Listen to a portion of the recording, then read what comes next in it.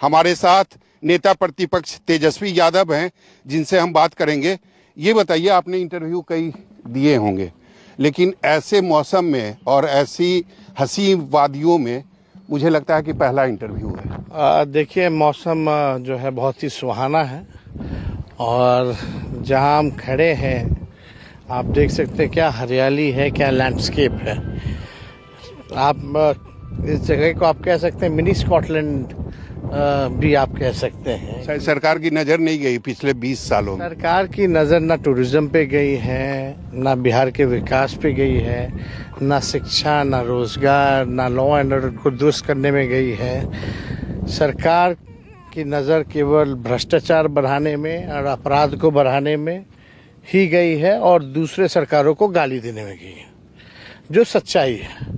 आप देखिए ना, बिहार 20 साल से जो है नीतीश कुमार जी यहाँ पे इस प्रदेश के मुख्यमंत्री हैं। एनडीए की सरकार है। 11 साल से नरेंद्र मोदी जी जो हैं वो देश के प्रधानमंत्री हैं, यानी केंद्र में भी ये हैं और राज्य में भी ये हैं। बिहार नीति आयोग के रिपोर्ट में गरीबी में सबसे पीछे, पलायन में सबसे आप देखिएगा आगे चल रही है। आप बेरोजगारी में जो है अब देखिएगा एकदम सबसे ज़्यादा बेरोजगारी बिहार में है, सबसे ज़्यादा गरीबी जो है बिहार में है, पलायन सबसे ज़्यादा बिहार में है, शिक्षा और चिकित्सा में सबसे पीछे हमारा बिहार है। ना निवेश है, ना कोई कारखाना है, ना कोई उद्योग है, ना कोई इंडस्ट्री है, बल्कि स्कोप इतना कुछ किया जा सकता है बिहार में कि जिसकी कोई कल्पना ही नहीं की जा सकती है। लेकिन आप भी तो सरकार में रहे ना नीतीश कुमार के साथ। वही तो, हम तो आश्चर्य की बात है,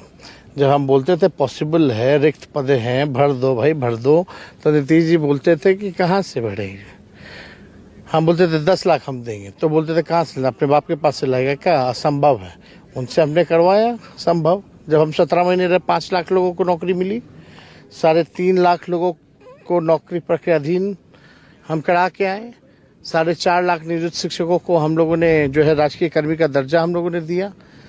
इस सरकार को पता नहीं था कि 17-18 साल से आईटी पॉलिसी भी बनानी है, स्पोर्ट्स पॉलिसी भी बनानी है, टूरिज्म पॉलिसी भी बनानी है। तो सब तो हम ही लोगों ने काम किया। आरक्षण की सीमा बढ़ाने की बात हो, आपका जाति आधारित गणना कराने की बात हो। लेकिन सरकार ने तो अनाउंसमेंट कर दिया ना कि पूरे देश भर में जातीय जनगणना किया जाएगा और उसके बाद फेज में किया जाए। टेंशन में पेंशन बढ़ाने की भी बात की गई।